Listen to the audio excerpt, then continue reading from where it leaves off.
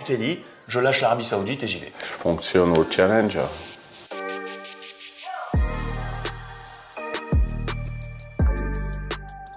Les amis, salut à tous. Très heureux de vous retrouver pour le premier épisode d'une nouvelle série intitulée Signature. Notre premier hôte, monsieur Hervé Renard, le sélectionneur de l'équipe de France féminine aujourd'hui. Salut Hervé.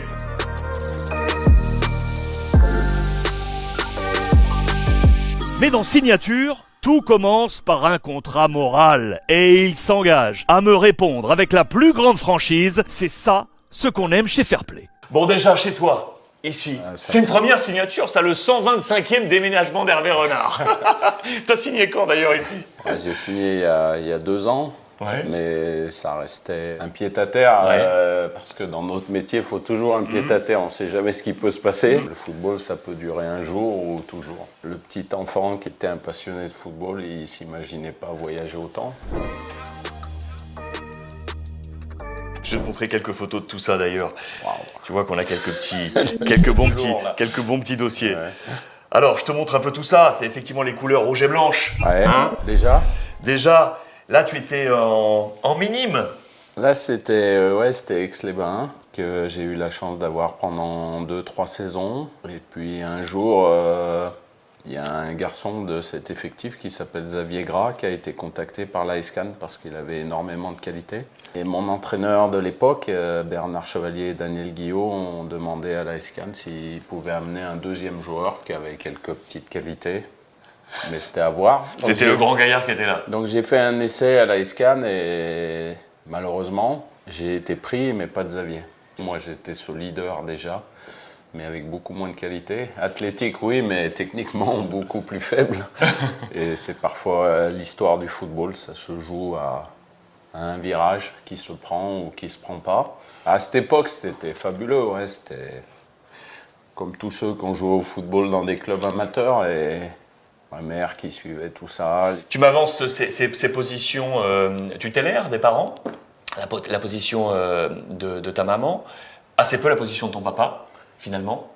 Parce que mes parents se sont séparés et à l'origine, mon père était dirigeant dans un club de cyclistes. Et j'ai été baigné dans cet univers où on allait voir les kermesses d'été dans les centres-villes. Très bien.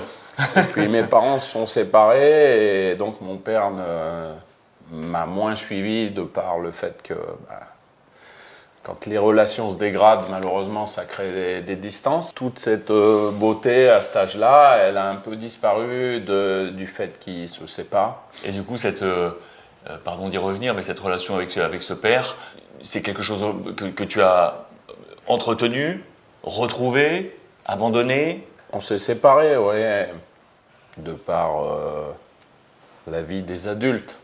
Ouais. On prend position, alors que à 8-10 ans, on ne devrait pas prendre position. On essaye de ne pas faire les mêmes erreurs. Malheureusement, parfois les tiraillements de la vie font qu'on commet les mêmes erreurs et ça crée des distances. Et donc j'ai été un peu distant avec mon père. Je le regrette, oui. Il est toujours en vie? Non, il est décédé, mais quoi qu'il ait fait, ça reste mon père, ça restait mon père. Et c'est vrai qu'il y a eu une petite distance, parce que j'avais des choses aussi à lui reprocher dans son comportement. Ce qui a peut-être fait aussi que je suis devenu un homme différent avec... voilà, je bois pas d'alcool. La raison, c'est parce que... ça vient de mon enfance, ouais, mais moi, ça m'a servi en tout cas. Du coup, tu as eu une notion un peu de protection de ta mère? Ma mère, c'est d'origine polonaise, c'est un caractère... elle a travaillé toute sa vie durement. Elle est un peu dure, même très dure, parfois un peu rigide. Mais c'est ses qualités et ses défauts. C'est ce que tu es? Un peu, ouais, mais à un degré moindre, parce qu'elle, c'est un degré. Mais parce qu'on n'a pas eu la même vie non plus. Les aléas de la vie font aussi que notre caractère change un petit peu. Et elle a toujours tout fait pour moi, et quand je suis parti à 15 ans presque, elle m'a dit « c'est ce que tu veux faire ?» Quand j'ai été recruté par l'AESCAN en 1983, ça fait 40 ans, on n'imagine pas, mais... Elle me dit, c'est ce que tu veux faire, mais elle me perdait puisque j'avais pas de frères et sœurs à la maison, mais je sais que c'est un manque énorme. Et il y a quelque temps, elle m'a dit, Ah bah, depuis que tu es parti, on ne se sera pas beaucoup vu. Hein. Et ça... Ouais, cette phrase, elle m'a marqué. Et cette phrase, elle date de quelques mois. Mais sans doute qu'elle a raison. J'ai beaucoup voyagé. On prend 3-4 jours par-ci, une semaine par-là, maximum. Et puis pour les parents, c'est pas assez, ouais. Comme c'est notre thème, cette signature, cette première signature à Cannes, tu l'as vécu comment, toi? Un rêve? On est en 83, donc. C'est un adolescent qui pense qu'au football, ou presque. Un directeur d'école qui lui dit « Monsieur Renard, il faudra peut-être... Bon, c'est un peu... quand T'étais même. pas un bon élève? Non, je faisais le minimum. Minima. 10, quoi. Voilà. Moi, j'avais qu'une idée en tête, c'est le football.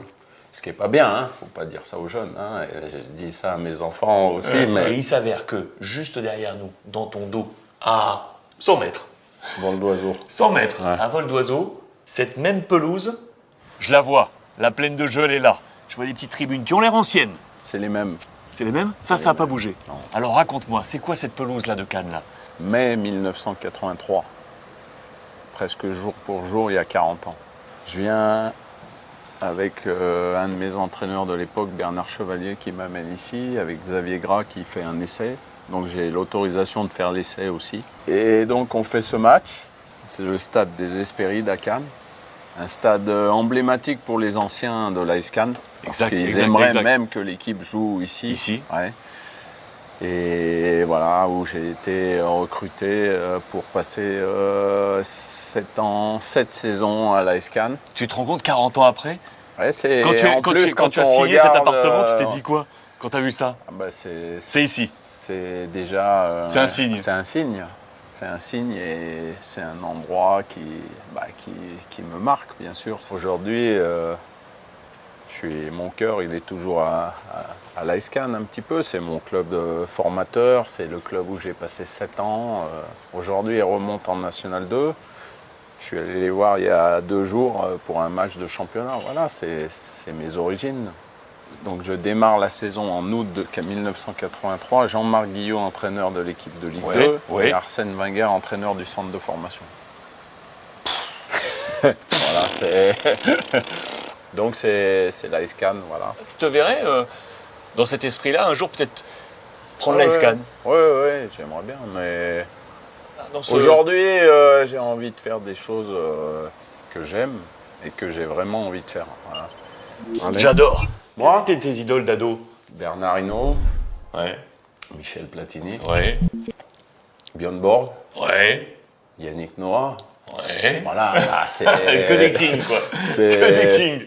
Là, c'est nostalgie. Hein. J'en ai rencontré quelques-uns, comme Michel Platini, mais j'ai pas eu le temps d'échanger assez avec lui. Alain Giresse, j'ai une photo avec Alain Giresse. Les gens le savent peu. Tu as joué un match en première division. Ouais, À la fin des années 80, au Parc des Princes. ouais, c'est ça, ouais. Jean Fernandez, coach de l'AS Cannes. En face, le Matra Racing. À ce Ouais. moment-là, grosse équipe parisienne des années 80. Il y avait une grosse énergie financière. C'était le Matra qui portait Paris, les couleurs de Paris, et non aujourd'hui le Paris Saint-Germain. Et tu as fait ce match. Jean Fernandez avait décidé de faire tourner avant un match de Coupe de France. Et on était quelques jeunes à avoir joué ce match. C'est un manque pour toi de ne pas avoir vécu quelque chose d'énorme en tant que joueur? J'entends sur la scène européenne, est-ce que c'est un manque chez toi, ça? Moi, j'ai eu la chance pendant 3 ans, 4 ans de m'entraîner avec un effectif de Ligue 1.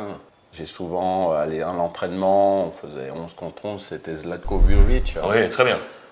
Bon, c'était un joueur de classe internationale, hein, on l'a peut-être oublié. Aujourd'hui, la jeune génération, mais il a joué au PSG, il a fini meilleur buteur du championnat de France.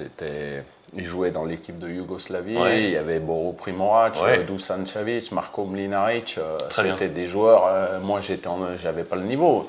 Même si je me défendais, mais il manquait quelque chose. Moi j'ai toujours beaucoup de lucidité, c'est peut-être l'une de mes seules qualités, mais j'ai au moins celle-ci. Ouais. Tu es quand même en équipe de France? Ouais. 84, je vais la remontrer, parce qu'elle est superbe cette photo. Elle est surtout superbe parce qu'il y en a qui ont réussi des carrières exceptionnelles. Elle est superbe cette photo, elle est superbe cette photo. Et puis notre sélectionneur national, hein, Didier Deschamps, et Marcel Desailly. Au milieu, Marcel. Toi tu es là, à droite. Il y a aussi Jean-Luc Vasseur. Exact. Henri Guérin, le coach. Henri Guérin, le coach. David Zitelli, qui a fait une carrière. Pascal Fugier, qui a joué.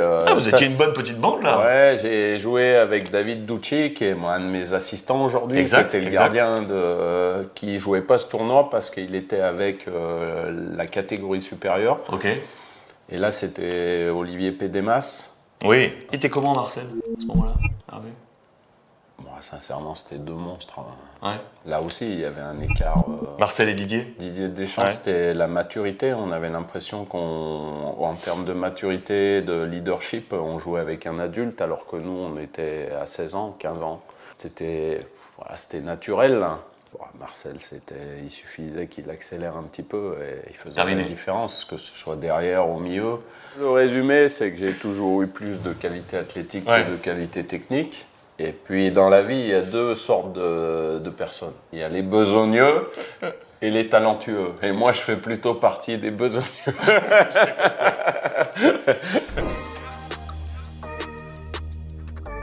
Je te montre un petit document. Un petit coucou d'Avignon, tu vois, avec le Palais des Papes derrière, le Luberon devant moi, le Mont Ventoux. C'est ici, chez moi, en plein cœur d'Avignon, que je l'ai reçu pour la première fois pour lui parler de ce projet en Chine. Et quand on s'est quitté, quand je lui ai dit, à bientôt, les mots ont un sens pour moi, ça voulait dire, je vais te rappeler. Et lui, il a dit à sa femme, qui n'était même pas monté, parce qu'il était un peu timide à l'époque, il a bien changé depuis, même s'il a gardé cette même authenticité, cette même pureté. Il m'a dit à bientôt, ça veut dire à jamais et tout. Et le lendemain, je l'ai rappelé pour lui demander s'il était d'accord pour partir prendre son visa et m'accompagner en Chine. Et voilà, ça a été le début de notre aventure professionnelle, mais ça a été surtout le début d'une magnifique amitié. Je pensais à ça tout à l'heure, là, sur cette terrasse du 4e, et je me disais, mais Hervé, en 2023, on efface tout et on se retrouve au début du 21e siècle comme ça, tous les deux et tout. Est-ce que tu serais prêt à repartir avec moi Non, je ne changerai rien. Mon parcours, il est atypique, mais il est magnifique à la fois.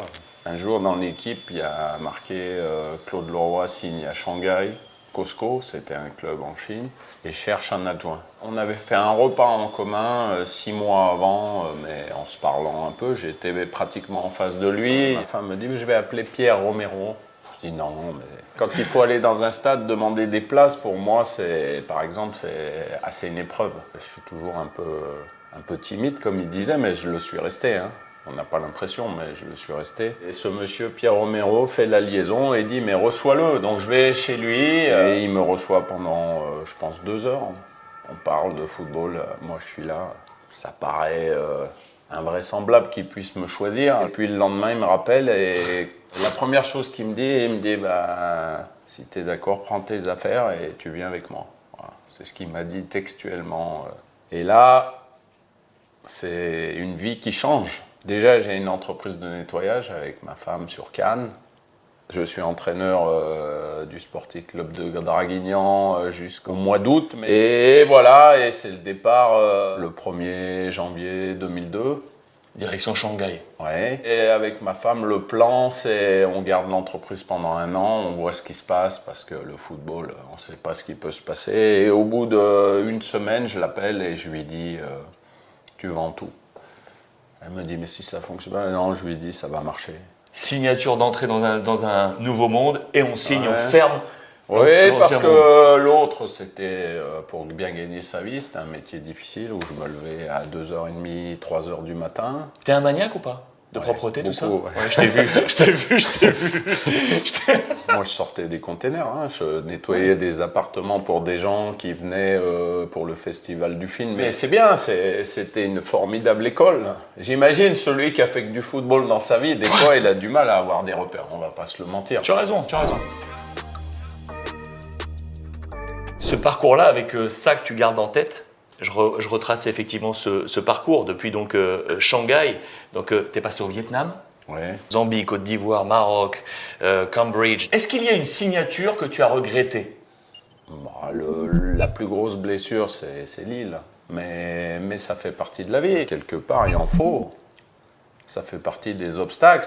On ne peut pas avoir une carrière toujours linéaire et remplie de succès, ça n'existe pas. Hein. Qu'est-ce qui t'a emmerdé dans cette histoire pour me dire qu'aujourd'hui tu la regrettes si je choisis ce terme? On part dans un projet où on doit recruter des jeunes joueurs. Il faut rappeler que le club prend Mike Maignan sous mes conseils de mon adjoint actuel avec l'équipe de France féminine en Arabie Saoudite, Laurent Bonadi, qui est au centre de formation du Paris Saint-Germain, et qui me dit il faut prendre Mike Maignan, il le paye 1 million d'euros. Dans cet effectif, il y a Benjamin Pavard, qui a 19 ans, voilà. Et puis on fait 13 matchs, 7 matchs nuls, 0-0 à Monaco, 0-0 à Nice, on ne marque pas, 0-0 à Lyon, on ne marque pas. Et quand je pars, il y a Frédéric Antonetti qui vient, qui fait un super travail, mais ils prennent 3 joueurs de plus de 30 ans. Morgan Amalfitano, Eder, l'attaquant portugais, et Ronny Lopez, qui a moins de 30 ans, mais qui est prêté par Monaco. Et ça change quand même, offensivement, ça a changé quelque chose. Voilà, bon, à Lille, ça se passe moins bien avec Monsieur Sédou. C'est comme ça. C'est comme ça. Ça fait partie de la vie. C'est comme ça, tu as raison. Ouais. Dans notre métier, j'aime pas les entraîneurs qui, quand ils arrivent, ils se disent on va se mettre à travailler. Donc ça veut dire, tu déduis qu'avant ça ne travaillait pas. Toutes ces réflexions qui font on va remettre de l'ordre, il faut rester mesuré, il faut un respect. Et je trouve que dans le football français, il n'y a pas assez de solidarité entre les coachs. Les Portugais, les Brésiliens, ils voyagent dans partout, beaucoup de choses. Ils voyagent partout, mais ils s'entraident. Hein. Nous, on s'entraide moins si on veut faire un résumé de. Ouais, tu as raison. De notre fier de lui, mais c'est grâce à lui, c'est Sébastien De Sabre. Oui. Il était entraîneur au Canet Rocheville en National 3.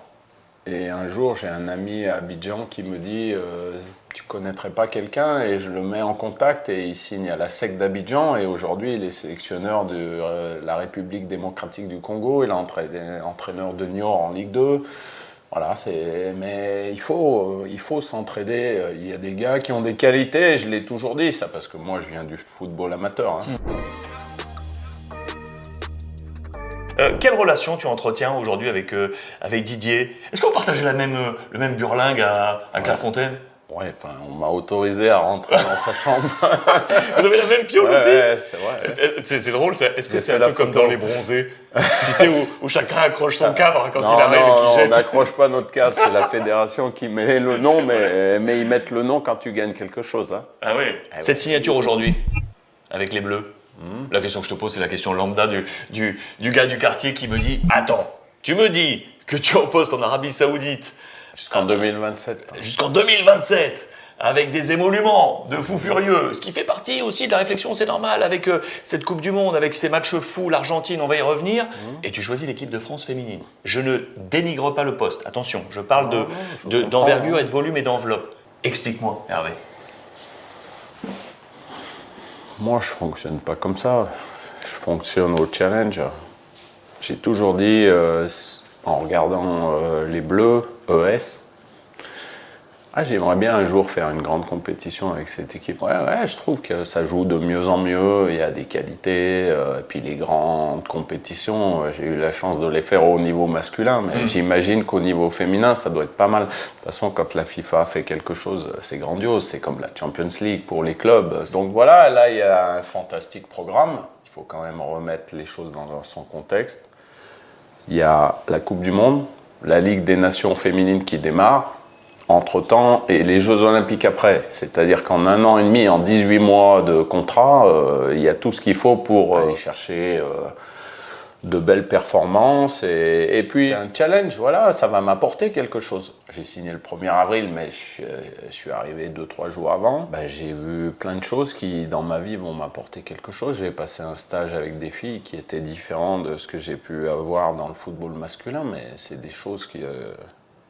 c'est enrichissant. À quel moment tu t'es dit, allez, j'y vais, je lâche l'Arabie Saoudite et j'y vais? Non, dans mon esprit, j'ai pris la décision en 3 secondes. Et j'ai fait savoir. Si vous êtes intéressé, moi j'aimerais bien. Tu as porté candidature? Ah ouais. Clairement. Carrément, c'est moi qui ai fait la démarche, ouais. Et on m'a dit non. C'est rare pour le grand timide, non? Oui, mais là on se dit, de toute façon, ils ne pensaient pas à moi. Puisqu'ils se disent, ah non, c'est pas possible. C'est pas possible. Ils me connaissent pas. Merci de dire ça. Je suis capable d'aller au fin fond de l'Afrique et entraîner des jeunes, comme prendre une équipe amateur n'importe où, parce que c'est le plaisir. C'est le plaisir. Moi, je fais ce métier, c'est pas un métier, c'est une passion déjà. C'est comme le journalisme, il y a quelque chose, qui nous anime. On est des privilégiés. Ouais. Pour moi, entraîneur de football, c'est une relation humaine avec un joueur, mais avec un être humain. Quelque part, alors j'ai pas fait des études pour, mais j'aurais aimé être psychologue. En fait, je cherche toujours des arguments, des explications aux choses, voilà. Surtout à la personne. Voilà. Ce qui ne veut pas dire qu'on puisse tout pardonner, mais il y a des explications. Plus on va creuser, et plus je suis persuadé qu'on peut en tirer le maximum au niveau sportif. Hein. Voilà, ça marche là-haut de toute façon.